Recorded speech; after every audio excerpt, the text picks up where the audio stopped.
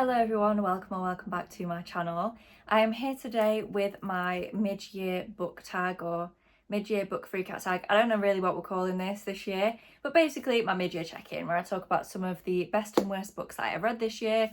It's a series of 15 questions that basically serve as prompts for me to talk about the books that I have been reading. So without further ado, let's get straight into the questions. So question number one starts off on a nice positive note, and it is the best book so far that I have read in 2025. And it has to be Sunrise on the Reaping. Like it literally just can't be anything else. I feel like a lot of people whose versions of this I have watched have said the same. But what else can I say? I am a Hunger Games girly through and through. I read the Hunger Games back in like 2012 and I was just absolutely, completely and utterly obsessed with it. And remain so to this day. I constantly rewatch the films. I've reread the books so many times, and I am so glad that Suzanne Collins is feeding my soul by releasing these prequels. Like, I'm just so glad that we're getting to dive back into the world. And what I loved so much about this one, I have spoken about it in a vlog and a wrap-up, so I won't harp on about it too much. But if you don't know, this is Haymitch's story, who we meet in the original trilogy. Even though this is a prequel, absolutely read the original trilogy first. It makes the prequels hit so much harder when you know where the story's going to go. It hits harder, which sounds weird, but it just works. And anyway, this one, the reason I love this one so much, even more so than the Ballad of Songbirds and Snakes, is because this felt like the original trilogy to me. Because it's from the point of view of Haymitch, who you find out in the original trilogy early on that he was in the games himself. You actually get to see a Hunger Games in this book.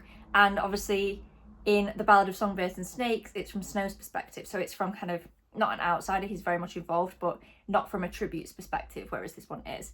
This felt so reminiscent of everything that I loved about the original trilogy. So yeah, 100% this is the best book I've read so far in 2025. The next question is the best sequel that I have read so far this year.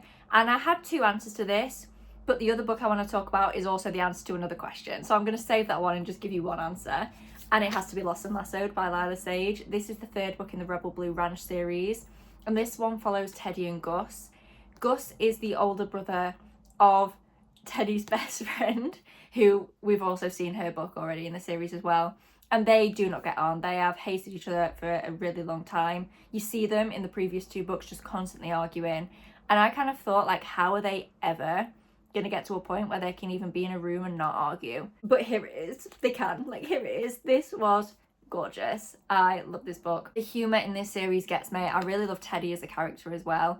She's so funny and witty and just so kind of strong-willed, but also really soft and emotional in a lot of situations as well. I love this. It was just hilarious and heartwarming all at the same time. So if you are in need of a cowboy romance series, I would 100% recommend the Rebel Blue Ranch series. The next question is a new release that I haven't read yet but want to, and I have a couple of answers for this. If I keep looking to the side, it's because I've got my iPad next to me with the questions and answers written on, because there is absolutely no way on earth I am going to remember them all. But my two answers for this one, no, three answers. First one is Conditions of Will by Jessa Hastings. I haven't got around to this one yet. I think this book is in the Magnolia Parks universe, but like really quite separate. I think there's like a little bit of crossover, but not massively. I have already read and loved the Magnolia Parks and Daisy Hayes books anyway. But yeah, I do want to read Conditions of Will at some point soon. I just haven't quite gotten around to it yet. And then the next one is Rewind It Back by Liz Tomford, the final book in the Windy City series. I adore the Windy City series. I even like the first one. I even like Mile High. If you don't know, the Windy City series is a sports romance series, but what I specifically like about it is that the books follow different sports. A couple of them are similar because they follow teammates, but you don't just follow, it's not all like hockey romances or all football romances. They're different. Oh, you can actually see them there behind me. So you have an ice hockey romance, a basketball romance, and two baseball romances, and then I think the last one is another hockey romance. So you get to see like multiple different sports teams, but they're all like friends. There is such a sense of found family in that series as well, so I'm really excited to read the last one and see it all kind of come together. And then the last new release that I want to read but I haven't quite gotten to yet is Problematic Summer Romance by Ali Hazelwood. I haven't read this on purpose because I think I want to take it on holiday with me. I think it'll be a perfect book to read around the pool. I don't know too much of what it's about, but I do know that it follows characters that we meet in Not in Love by Ali Hazelwood, and I think it's an age gap romance. And as long as it's legal, I do love an age gap romance, so I'm very excited for that one as well. And then the next question on a similar vein is most anticipated release for the second half of the year. And I didn't even know this book was coming out. I only heard about it a couple of days ago, but it is Time of Your Life by Jessa Hastings. I have no idea who it follows, what it's about, if it's in the Magnolia Parks universe or if it's something completely separate. Literally no idea at all. All I know is that it's written by Jessica Hastings and it's not Never, and therefore I'm going to read it. Sorry, I can't offer you any more information than that because I literally don't know what the book is about or who it's about at all. And then the next one is Biggest Surprise. So I've chosen a few books for this, some positive surprises and some negative surprises. We'll start with the positive ones. So the first positive surprise I had this year, a book that I didn't expect to love and actually wasn't even going to read and then ended up really enjoying, was Intermezzo by Sally Rooney. I loved Normal People, but after that I haven't had much luck, to be honest. I didn't like Conversations with Friends. What's that book even called? Big Beautiful World, Where Are You? Is that what the book's called? That one was fine, but I didn't love it. But I really loved Intermezzo, and I don't know why, because it's about two brothers who are navigating grief and the brothers don't really get on. You see both of their points of view throughout the book. I'm not a man nor a brother, so I don't know why I clicked with this book, but I just did. I just really enjoyed reading it. I definitely liked one of the brothers more than the other. One of them was not a great person. But what I do love about Sally Rooney books is that the characters are so flawed. It just feels real and you actually get to see growth and it feels very kind of raw and realistic. So I always enjoyed that about her books, but for some reason I just really clicked with this one, which definitely surprised me considering I wasn't even going to read it in the first place. I only read it because my library had an audiobook with no wait time, so I thought I'll just listen to it and ended up giving it like 4.5 stars. Another couple of positive surprises. The first one is Scarred by Emily McIntyre. I read the first one in this series, which is called Hooked. If you don't know, this is a series of, they're not reimaginings or retellings, but they are based on Disney tales, but the villain is the main character in these books. So this one is a Lion King retelling, but from the villain's point of view, but obviously they're not lions, they're people. But anyway, I loved this one. After not really enjoying the first one, I gave the first one in the series 2.5 stars. But I'd just carry on with the series anyway because they're all different. They aren't interconnected at all. You can read them in any order that you want. You can pick and choose.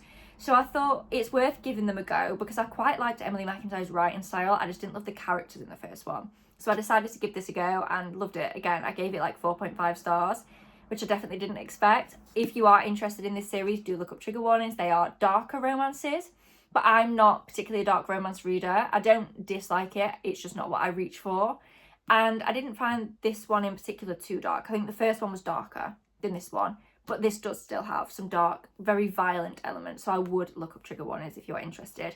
But I would recommend if you are wanting to get into dark romance a bit, but you don't want to go for anything too heavy, I think this series, at least the first couple of books that I've read, could be a good place to start. The next positive surprise was a novel love story by Ashley Poston. I read both The Dead Romantics and The 7 Year Slip. I enjoyed both, but I didn't love them. I think I gave The Dead Romantics like 3.5, and I gave 7 Year Slip a 4 star. So I enjoyed it, but everyone else was giving it like 6 stars. And I thought, maybe Ashley Poston just isn't quite for me. And then this book came out, and everyone seemed to hate it. So I thought, oh gosh, like, oh dear, I already didn't love the ones that people did love from her. How am I going to feel about the one that people didn't really like?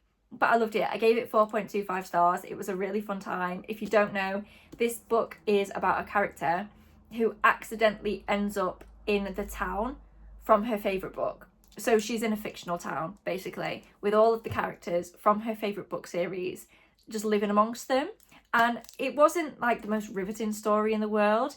There wasn't like massive plot twists or anything, but it was just fun and whimsical and just quite like calm and cute, and I really enjoyed that. I think it was just what I needed at the time. And this beautiful edition as well. I can't remember where this is from. I think it's a Fairy Loot. This is the signed Fairy Loot special edition that they did, and the naked hardcover for this is literally stunning. So that helped, but I did read this before I got the special edition, so I don't think I'm being too biased in my 4.25 star rating. But yeah, if you haven't read this yet because you were a bit unsure about the reviews, I would say just give it a go, because I really enjoyed it. I thought it was a fun time. And then, unfortunately, a negative surprise, a book series that I thought I would absolutely adore and fall in love with, and I ended up really not liking and actually giving the third book 1 star, was The Kindred Curse Saga by Penn Cole. So Spark of the Everflame, Glow of the Everflame, and Heat of the Everflame, I think is what they're called. The fourth and I think final, but maybe not, book isn't out yet and isn't due to come out until next year. So it's currently a trilogy, but it is incomplete. and it just went so downhill for me. I've spoken about it at length in multiple videos, so I don't want to like labour the point of why I didn't enjoy this. But the reason basically is the main character. She is incapable of making one sound decision. She doesn't think about anything. She's never heard the phrase have a think. She just acts on instinct all the time, and it's really, really frustrating to read. So unfortunately, I did not end up loving that series, and I don't think I'm going to bother reading the last book either. And then the next question is favourite debut or new to you author. So both of the ones I've chosen here are just new to me. They weren't debut as far as I know. The first one is Renee Carlino, and the book I read was Before We Were Strangers. I'd never read anything from Renee Carlino before, and I gave this a 4.75. So I'm definitely going to read more from this author. I haven't yet, just because I've got such a big physical TBR that I want to get through. But when I've got through my physical TBR and I'm not in my book buying ban anymore, I definitely want to read more from this author. I think she's got a book, I can't remember what it's called, about two characters that write books about each other but pretend that they're not about each other. I want to read that one, whatever that one's called. But this one was great too. This is about two characters who meet when they're at university. They end up living next door to each other in like dorms, and then they lose touch as adults, and then they see each other again as adults. And it's basically like soulmates, but it's never the right time. So it's a second chance romance when they're older, and it's dual timeline. So you get to see them meet for the first time and then see them trying to reconnect as adults. And what I loved about this, it's definitely not like a rom-com vibe. It's set in New York, which I enjoyed, but it just, I don't know, it's not like rom-com-y. The characters are flawed, they're not perfect. Sometimes they make decisions that make you want to bash your head against a wall, but it feels very real and very believable. So if you're in the mood for a romance that's not like an absolute tearjerker gonna rip your heart out, but also just a bit more than like a light fluffy rom-com, I would definitely recommend Before We Were Strangers. I really, really enjoyed it. Obviously, that's why I gave it 4.75. And then the other new to me author whose book I ended up loving is Lane Fargo, and I, like everyone else I feel like on the planet, read The Favourites earlier this year. This is a book about two former figure skaters, and it's so drama filled. I don't even know how to tell you what it's about. So a documentary is being made about this former pair of figure skaters, and in the documentary there's like loads of different interviews by various people that were involved at the time, but one of the main characters isn't in the documentary. So you see their point of view in separate chapters, and then you see the documentary happening, and you also see, so you get to see present day where everyone is in this documentary, and then you get to see the flashbacks, the actual scenes that they're talking about in the documentary. So it would be like the characters will talk about something that happened as an interview in the documentary, and then the book will flash back to when that thing actually happened, and you get to see it like live. So I really enjoyed that format. It made it really like quick and easy to read, very engaging. And even though the characters at times, again, made me want to bash my head against a wall, it was in an entertaining way, not in an I hate you way. It was in like a get it together because I know you can kind of way. So yeah, if you're in the mood for a very drama filled, if you like books, I don't want to say it's like these books, but I feel like if you enjoyed books kind of Daisy Jones and the Six, Evelyn Hugo, that kind of vibe, I think you would probably enjoy The Favourites by Lane Fargo. The next question is newest fictional crush, and I did struggle for this one. I don't think I've had any like standout book boyfriends this year, but a couple that I thought of were Stefan and Griffin. They are both from the Gold Rush Ranch series by Elsie Silver, which I read earlier this year. I had already read Chestnut Springs, but I decided to go back and read her Gold Rush Ranch series, which was the first one that she wrote, which is linked to Chestnut Springs, but it doesn't matter what order you read them in really. Anyway, Stefan and Griffin, they are the love interests in books 3 and 4 in that series. I won't say too much about them because I don't want to spoil anything, but I very much enjoyed reading about them. I also like the FMCs in those books, but yeah, when I tried to like rack my brain to think about it, those were the two that kind of stood out that I've thought about since reading the book. The next question is a book that made me cry. Did I love this book? No, I didn't. Was I, in a lot of ways, unfortunately disappointed by it? Yes. But it did make me cry. It definitely did make me actually shed a few tears at various points in this book. Again, this is dual timeline. So you get to see something that is occurring in the present day, which is heartbreaking and horrific, and you are seeing it happen scene by scene. And then in between that, you flash back to when our main character, Joan, starts her job at NASA. So she is an astronaut, or an astronaut in training, and you get to see her and her fellow trainee astronauts go through that process, and then in the present chapters you get to see them now. I didn't end up loving the book, but I literally can't deny that this was an absolute tearjerker. In complete contrast to that, the next question is a book that made me happy, and I've gone with Out on a Limb by Hannah Bonham Young. This was just so wholesome, so fluffy, but also with elements in there worth talking about. They have a one-night stand and Wynne gets pregnant from that. So this is an accidental pregnancy trope. Please don't click off and assume that the book is bad. I haven't had the best luck with accidental pregnancy tropes, but there are, I'd say, 2 main books with that trope in that I really enjoyed, and this is one of them. I think this did it really well because they didn't just dive into a romantic relationship just because she was pregnant. The romance still developed really slowly and with a lot of communication, which is always good. We don't always get that in a romance book, but we did in this one. They just really clearly communicated with each other, and that always makes me very happy. So yeah, this is the book that I think I would say made me the happiest this year so far. The next question is the most beautiful books that I bought this year, and I have 2 of them. The first one is this edition of Watch Me by Tahira Mafi. This is with the dust jacket off. The dust jacket is just there. It's the standard cover. But look at this. The sprayed edges, the like constellations, the stars and the moon. I'm literally obsessed. I think this is one of the most beautiful books that I've ever bought in my life. I think it's gorgeous. And then the next one, Great Big Beautiful Life. Again, did I love the book? No. Do I love the cover? Yes. I actually like the standard cover as well, but this is the one from the works that has a reverse dust jacket, so it's more of like a pink vibe rather than orange. I really like them both. I think they're both beautiful, but there's just something about the pink that just speaks to me. So I think it is a stunning cover. The next question is a book that I need to read by the end of the year, and there are many of those on my TBR, but one of them is Wild and Wrangled by Lila Sage. Again, I will probably end up taking this on holiday with me because it's just like a quick, easy, fun romance read. I believe this is the final book in the Rebel Blue Ranch series, the same series as Lost and Letter that I spoke about earlier, and this follows Cam and Dusty, I think, yeah. And Dusty is being obsessed with Cam, being in love with her forever. She doesn't feel the same. She actually has a baby with one of Dusty's closest friends, but they, I don't believe, were ever romantically together. I think they were just friends, had like a one-night stand, and she got pregnant from that, but that's not, as far as I'm aware, the main plot in this book. The main plot in this book, I think, is her coming back because in the previous book she's been away like studying. I think she's becoming a lawyer, and this book, I think, is her coming back to the small town, and I'm assuming these 2 finally falling in love. So I am very excited about that.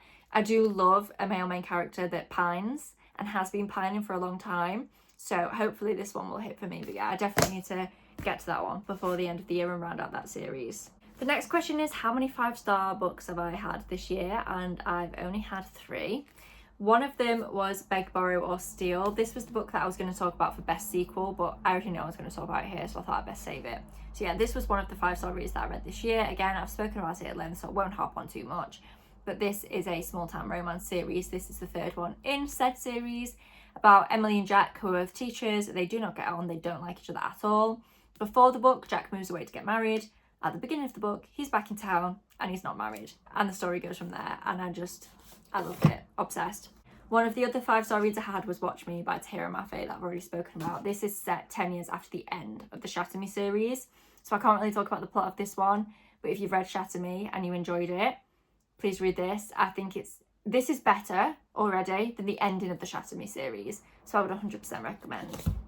And then the final 5-star, I'm sure, will be of no shock to anyone, Sunrise on the Reaping by Suzanne Collins. The next question is books I want to reread this year. I honestly don't reread that often. I will revisit books a lot, but I won't fully reread them. I'll tend to just like flick back through them, go back to either where I've like dog-eared or tabbed and read favourite quotes and favourite scenes rather than fully rereading the book. A series that I do want to fully reread, fingers crossed I will get to it this year, is The Hunger Games. I've not bothered getting it off the shelf, but it's just there behind me. I've been wanting to do another reread of The Hunger Games for a long time, and I think now is probably a good time to do it, that I've read both of the prequels. I want to do a video, I've been saying this for ages, I actually do want to do it at some point. I've kind of a deep dive into The Hunger Games and why I think it still stands up as like the best YA dystopia series, even now, like however many years on from when it was released. Nearly 15 years is it now? Why I think it still stands up, why I think it's still relevant to today's society, and why I think it has always been relevant to society, and why it hit so hard in the first place for so many people. And in order to make that video, I'm going to need to reread it. I've been wanting to reread it for a really long time, so fingers crossed I actually get to do that this year. The second to last question is a book that I enjoyed that had mixed reviews, and it has to be Not in Love by Ali Hazelwood. I think the average star rating on Goodreads is like 3.6, which is quite low for Goodreads. In my mind, anything below a 4-star average rating on Goodreads is quite low, and a lot of people really didn't like this. It was the first release from Ali Hazelwood that was a bit more smutty than her other ones. Definitely different from her previous kind of STEM romances. This is still a STEM romance, but it is definitely different. And I was very nervous going in. I didn't read it for a long time after it was released because I was so nervous that I wasn't going to like it. But I ended up loving it. I gave it a 4.5 star. It did have a lot of spice, but I truly felt like the emotional development of the romance was still there for me. I feel like I still saw them fall in love.